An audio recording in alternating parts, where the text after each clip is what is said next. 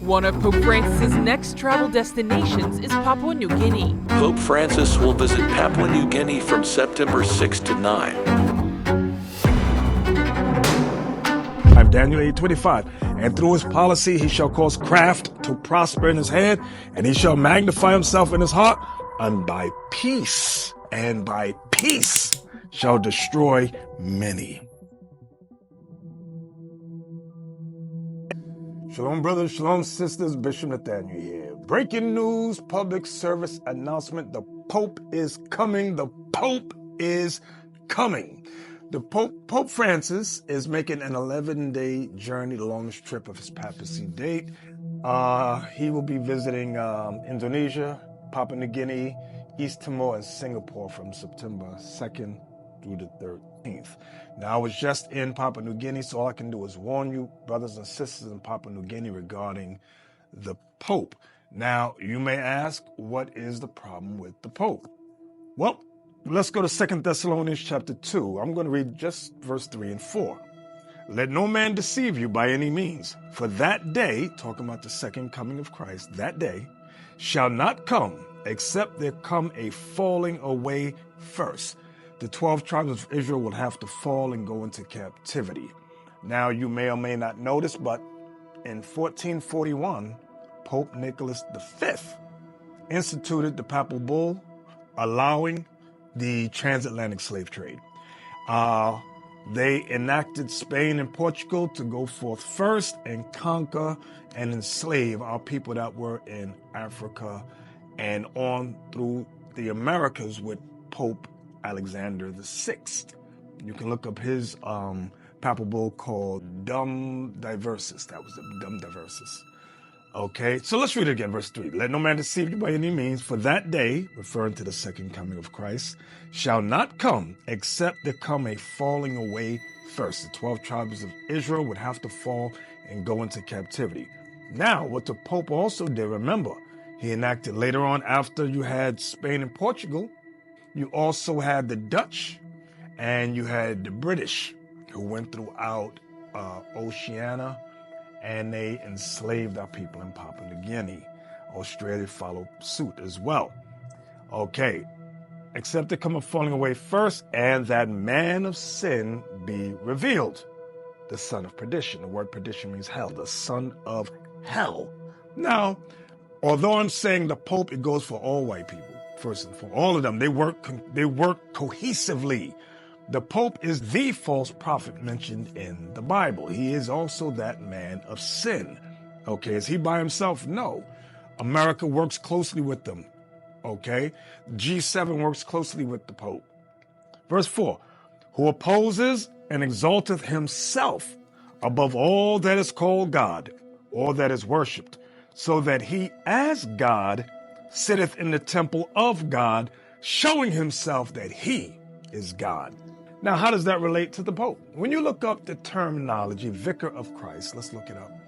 Vicar of Christ, V-I-C-A-R, it means the replacement of Christ. It says the Pope, with reference to his claim to stand in the place of Jesus Christ and possesses his authority over the church.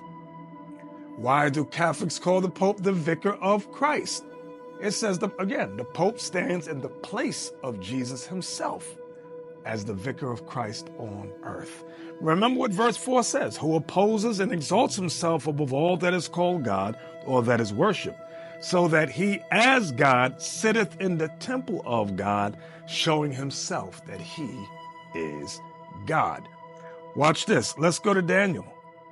Daniel chapter 8, verse 23. Now, I could get more in detail in Thessalonians, but for today, I'm just going to briefly touch on certain things.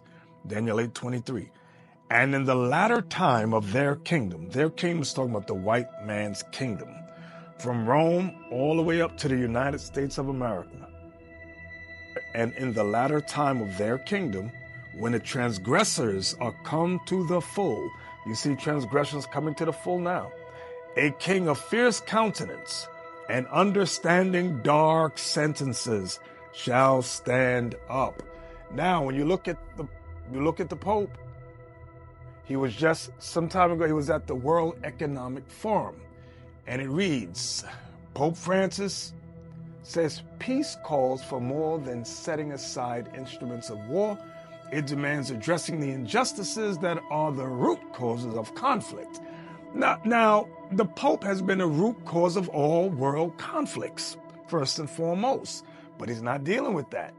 Now, in the article, it says on September 3rd, the Holy Father will first land in Jakarta, Indonesia, the world's most populous Muslim majority nation, to promote religious harmony and interfaith dialogue between Christians and Muslims in the country. Now, you may say religious harmony is a good thing, okay? What does interfaith mean? It means interconnecting. Interfaith, interconnecting faiths. That's very strange. Now, Pope Francis says peace calls for more than setting aside instruments of war. Let me read on Daniel 8:23. Now, when it says understanding dark sentences, it goes into the scriptures. And also remember this. The Pope speaks 7 languages: Spanish, English, Italian, Latin, French, Portuguese, and German. He speaks 7 languages. And when they speak in dark sentences. I'm going to give you an example. When the Pope talks about religious harmony, let's look it up. Religious harmony is the idea of different religions and their followers peacefully coexisting and developing together. That sounds good. Let's go down to the bottom. However, some have criticized religious harmony for imposing and legitimizing an ideology of control over society, especially marginalized groups. Marginalized groups like what groups? Black people, Latinos, okay, Pacific Islanders. I want y'all to understand these dark sentences. So back to Daniel 8, verse 23. And in the latter time of their kingdom, when the transgressors are come to the full, a king of fierce countenance and understanding dark sentences shall stand up. Now, the Pope is one of many. The Pope is one of many. So verse 24, and his power shall be mighty, but not by his own power, because Satan gives him their power. And he shall destroy wonderfully, and shall prosper and practice, and shall destroy the mighty and the holy people. Remember I referenced 1441, the transatlantic slave trade instituted by Rome, the Pope, Pope Nicholas V. Verse 25, and through his policy also he shall cause craft to prosper in his hand, and he shall magnify himself in his heart. Remember what we read in 2 Thessalonians 2, verse 4, who showeth himself that he is God, and by peace shall destroy many. The Pope's venture now is to set forth world peace. That's why I said to promote religious harmony and interfaith dialogue between Christians and Muslims. Now, the World Economic Forum, he addressed it. The World Economic Forum is made up of the world's elites, primarily European elite millionaires, billionaires, and trillionaires. Understand what's going on here, brothers and sisters. Understand. Remember, the popes changed the seventh-day Sabbath to Sunday. That's what they did. That's what they did. They also are the ones that instituted Caucasian Jesus. His birth was immaculate and born on December 25th, none of which is biblical. All I can do is warn you, brothers and sisters, stand firm. Now back to verse 25, Daniel 8:25. And through his policy he shall cause craft to prosper in his hand, and he shall magnify himself in his heart, and by peace shall destroy many. He shall also stand up against the prince of princes, that's Christ, but he shall be broken without hand. Now, many scholars say that this is Antiochus Epiphanes. Did Antiochus Epiphanes stand up against Christ and was broken? No. He just used words. This will let you know Christ is going to come destroy these people, these Edomite peoples that you call so-called white people or Caucasians.